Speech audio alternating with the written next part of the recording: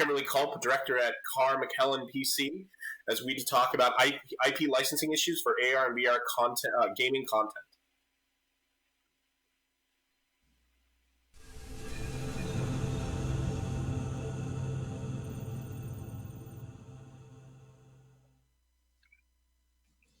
Hi, I'm Kimberly Culp. I am very excited to be here with Vickie Nauman to talk about IP licensing issues in AR and VR gaming. In particular, Vickie has some really interesting experience in this space. And so we're excited that you've joined us for our quick talk. I'll tell you real quick about who I am. I'm an attorney at the law firm Carr McClellan. These are the ways that you can contact me. I know that we will be joining you again later this month to answer questions, but if you have questions after that, feel free to reach out and ping me. I do IP and advertising law at Carr McClellan. My clients are primarily in the video game space, so this is a topic near and dear to my heart. I'll turn it over to Vickie to tell you a little bit about her. Yeah, and I'm very excited to be here. I feel like the one silver lining of this pandemic is that a lot of people are at home playing games and experiencing the world in a different way, and so there's some benefit there. I have been running my own consulting and advisory business for the last 7 years, and I basically help technology companies make sense out of the music industry. It's a really challenging industry, a lot of counterintuitive thinking, and I feel like there's a huge opportunity, especially in gaming. So this is all my contact information. I'm not hard to find. Happy to talk to anybody who's out trying to get music for their gaming experience. Fabulous. So talking about music and gaming and playing games during the pandemic, we've been playing a whole lot of Beat Saber in my house, in addition to other games.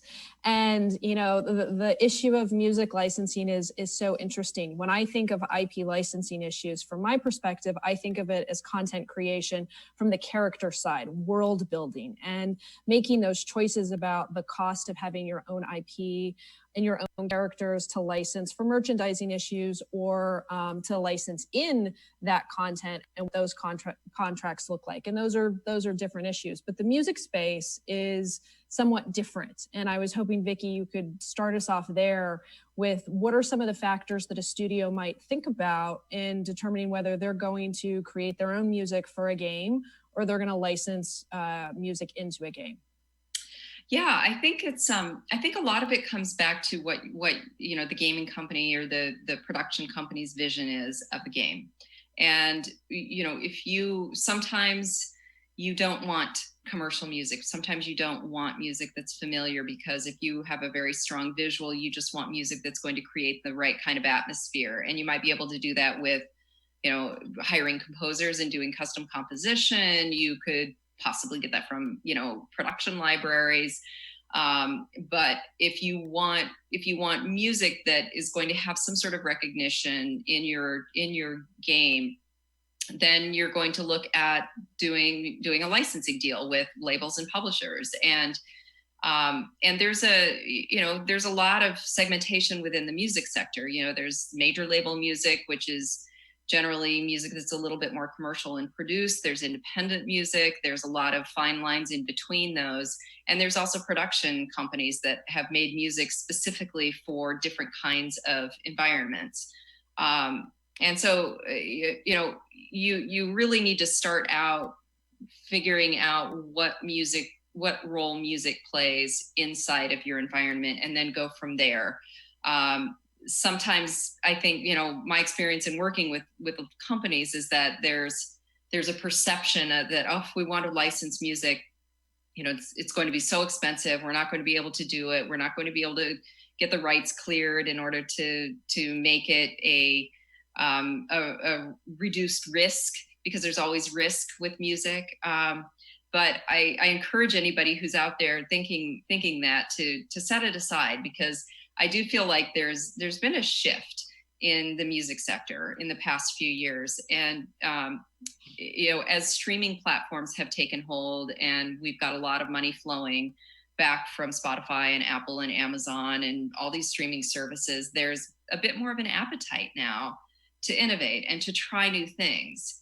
And And I've also been one of these people that for 10 years has been saying to the music industry, look at gaming, low cost, free to play, and they're making billions of dollars. And I don't really feel like the industry has absorbed that until really recently. And I give a lot of credit to Fortnite and Marshmello doing that set, that there was like this aha moment that we could do a single set and campaign and reach 10 million people. And that has opened people's minds and changed their minds a little bit. So that's an interesting example, and it makes me think of mechanics. And so when I think of characters, there are certain mechanics that might work for a licensed in character, and there are certain mechanics that just might not. Sort of the gestalt of a particular character compared with a mechanic just might not feel right to the player. It might not feel like it's a good fit. Is there a similar issue that needs to be considered when you're thinking about mechanics in music? Well, absolutely. Like, I've been licensing the music for Beat Saber for the past year and a half, and Beat Saber is now a part of Oculus, but it's a rhythm game. And so, we have to have every song is custom developed to the game. And so we have to have music that's rhythmic and that will allow the user to really engage with the game and get the full experience of using the sabers and the physical, immersive experience of it. So there might be some music that's really great, but it's too ethereal.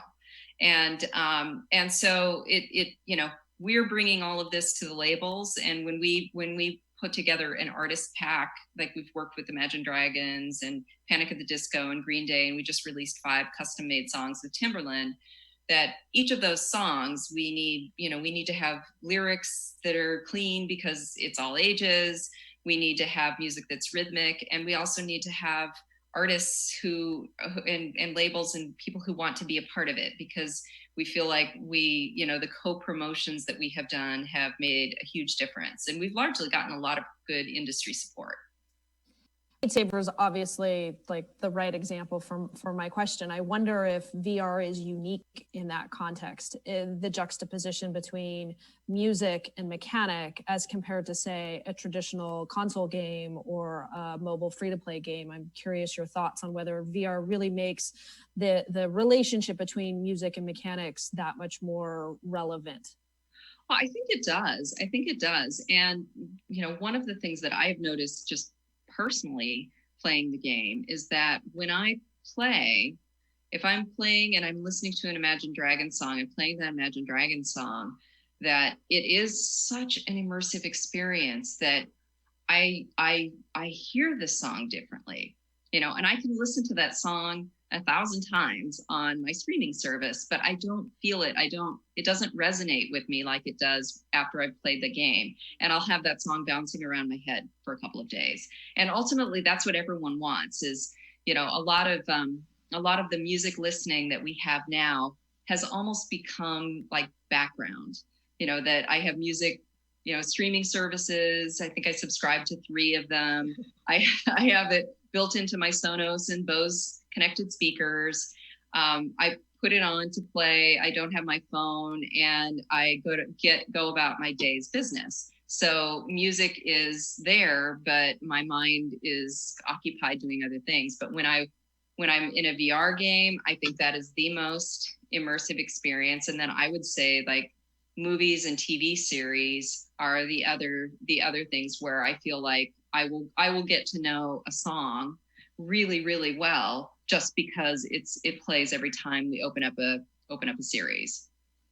When I think about the question, do you create your own IP? Do you license an IP? From a character perspective, one of the factors to be considered from the studio's perspective is the value of that IP for future deals. You now own something that you've created. You can license that out for movies, for other games, for merchandise, et cetera, et cetera, et cetera. How does that analysis play in the music space? Well, I think it's, like almost everything in music, it depends. That's almost always the answer. It depends. But if you think about music as, in a game especially, you're talking about a synchronization license, and that's kind of the holy grail from rights holders standpoint, from the publishers and the labels, that, for them, that is probably some of the most valuable real estate that they have. And you want to develop a partnership with the rights holders. There's a lot of friction. There's no secret to friction between tech companies and music industry. But I think if you approach things and you try to make sure that you understand, well, what are their objectives? What do they want to accomplish out of this? Are they supportive of the game? Do they want more in gaming? Do they want to experiment? Do they want data? Do they want just money? Find out what your shared objectives are. And, certainly if you go down the path and you say, wow, this really worked in the game, and now we want to go and we want to do merch, or we want to take this music and embed it, even further. Those are additional licensing conversations, because that is another complexity that you have if you license IP from someone else, is that you have to have their buy-in. And so, you want to start with a foundation of a really solid partnership and relationship of understanding. So I want to dig into the partnership question. So let's pretend we're a VR game studio. We're inspired by Beat Saber or another, game that has a really good synergy between music and mechanic, and we have a good idea, and we're thinking about partners for our game. What should that studio be looking for? Who's the right partner? How do you make that assessment? Right. Well, I think that the worst thing that you can do, let's start with that, is the worst thing you can do is say, think, I'm just going to go in and I just want any music. I don't really care. And I want to get it inexpensively, where that's going to demonstrate to any rights holder that you haven't really thought through your game, and you haven't really thought through the vision, and you're not conveying to them something that they can get excited about. So, you want to go into any kind of conversations, and you want to think about, going back to the first question, what's the vision of how music is in the game? What kind of music does that need to be? It's oftentimes really tough for people who are game developers if you don't have existing relationships in the music industry, because this is music sector is very much a relationship driven business. So, when I work with companies, they come to me, we go through a process of, what is your vision for the game? How many customers do you have? What's the attach rate in all of the different gaming platforms? Is it mobile? Is it in console? How is it being distributed? And what I do is I kind of analyze all of that, push back a little bit with the company that wants rights, and really kind of prepare them for what the conversation is like with rights holders. And then I try to really succinctly summarize that, and then come up with a quick pitch of what the game is, share that with them, let them try to understand what where the game sits in the landscape, and see if they're game. And one of the things that I feel really strongly about is that I believe that in addition to the music sector being one of relationships, it's also self-selection. You don't want to try to drag someone kicking and screaming into your game and into your world if they're not into it, and they either want to charge a price that is not sustainable for you, or is just not going to marry with where you are as a company or where you are with the game. There's lots of other options. And and the great thing in gaming is when you think about when you're a rights holder and you think about the opportunities to license catalog out, you have services like Spotify and Apple where you license the entire catalog and you put everything out to the consumer and you say, well, let's see what see what consumers want. In a game, it's much more curated. And so, there is a real opportunity to, I think, target who your your end customers are of your game, and marry that up with the right demographics and the right interests in the industry. And I think there's many options for how to execute that with success. What about marketing channels? So when I think about characters and that partnership between a studio and a licensed in character from perhaps a movie studio, where there's going to be a partnership between the movie studio and the game studio over a game, one of the issues that the game studio at least considers is marketing channels. Certainly the audience writ large, is this audience a good fit for me? But are they active in the same places that I am? And is that synergistic? Is it antagonistic? And are they open to influencer marketing? Do they have a no influencer marketing policy? Would they be open to streaming of the game or not? Do I have to clear that ahead of time? Those are all issues from a content perspective with characters that we certainly have to pay a lot of attention to. I'm curious if marketing channels in some fashion play into the audio licensing piece. It depends. Are you a lawyer? It really depends on, it depends how much music is in there and what the context is.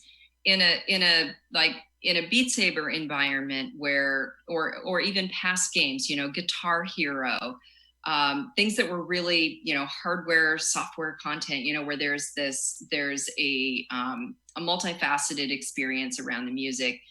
In those kinds of environments, the artist is really up front and center. And so, you're using an artist name, it's not just a playlist of 10 artists that, 6 of whom you've never heard of. It's really about that artist. And so in the world of music, you get your intellectual property for the audio from labels and publishers. But if you want to do things with, with marketing and trying to get the artist to promote it, then that's another conversation with the artist management companies. And this is another thing that I think a lot of times is really intimidating to people who are coming in from AR, VR, and from, the deep tech sector, because they're like, oh, can't we just do this simply? And, yes and no. I mean, the music is kind of like everyone's child in the music industry. So people are very protective. But I think that you can, we work with artist management companies really regularly, and we do that in parallel with the rights holders. And we're not trying to, circumvent anybody, but it's really that each of them are bringing something very different to the table. Labels bring the sound recording, publishers bring the composition, that gives you the rights to use the music. And then the artist usually has a management team that's looking after all of the different ways that their brand, their likeness, or their social media presence is going to be used. And so, if you want to do marketing and you want to get the artists involved, you want them to tweet or talk about what you're doing, or possibly, perform at an event, then that really goes through the artist management team. And increasingly, everyone's looking for opportunities that are at the top of the pyramid.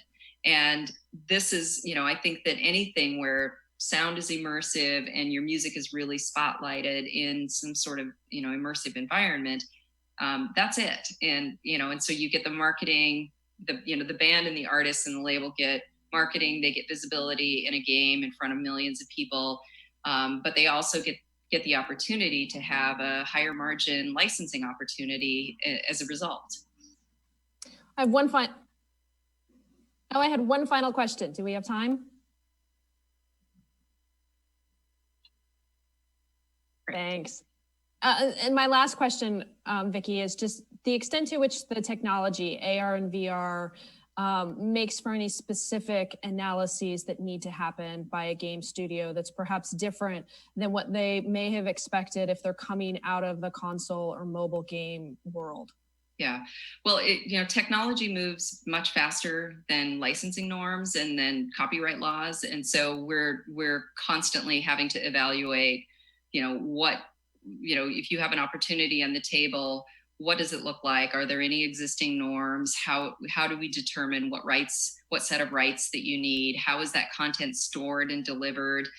Is it all cloud-based? Is it cached in a device? Can the user extract it out of the device? All of those things, the technology overlay is absolutely critical. And then, for something like what we saw with Travis Scott and the Fortnite activation recently, that's all his name and likeness and his brand, and that that is a completely different set of rights.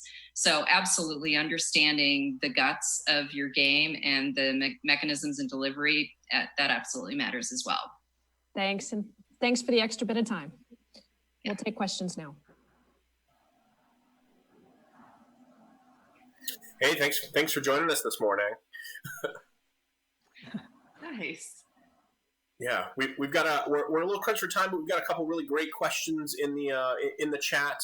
The first one is for you, Vickie, and it talks about essentially about the threshold or pricing regarding license of more like commodity music compared to more identifiable. Yeah, sure.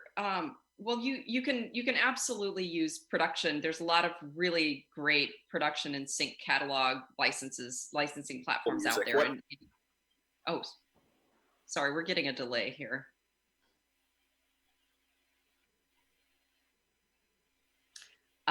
So I think there's two different paths that you can take when you're trying to license music. There's production and synchronization catalogs and licenses, and you can usually get those for a lower price point.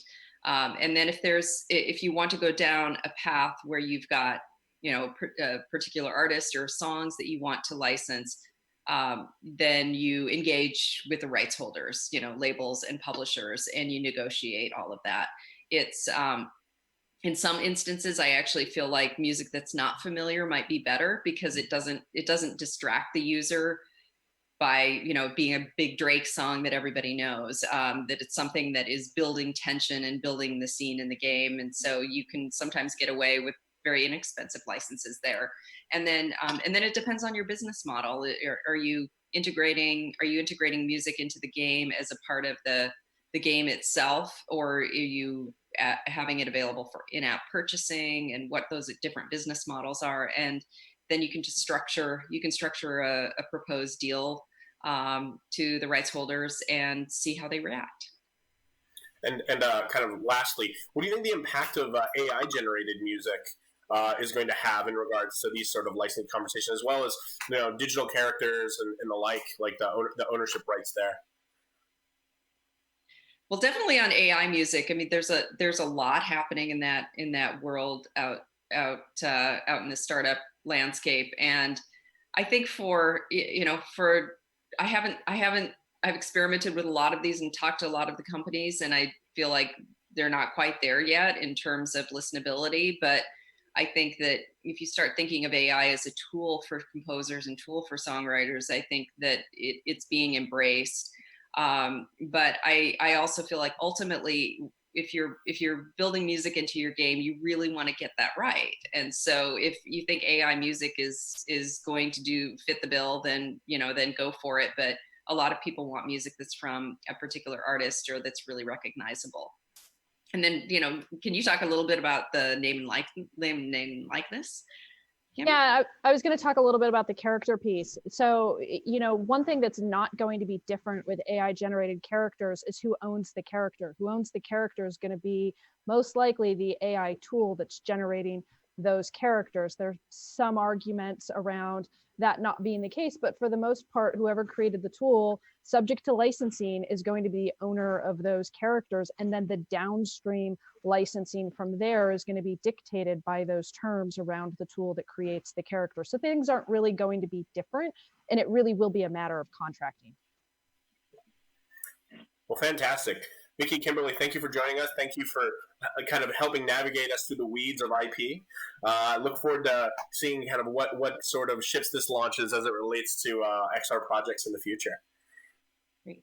Thanks, everyone. Thanks.